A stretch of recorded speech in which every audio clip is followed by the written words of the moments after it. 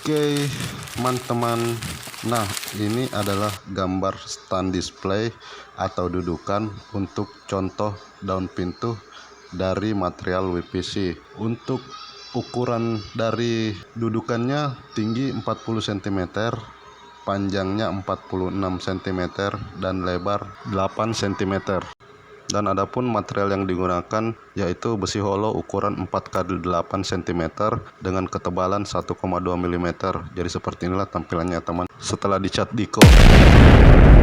Dan seperti inilah tampilan dudukan display daun pintu material WPC nya setelah terpasang di lokasi ya teman. Dan selanjutnya, untuk keunggulan atau kelebihan dari daun pintu material WPC adalah daya tahan tinggi terhadap rayap dan kelembapan serta stabilitas dimensi yang baik, dalam artian tidak mudah memuai atau menyusut serta dapat di finishing dan dibentuk seperti kayu. Terima kasih teman sudah menonton. Wassalam.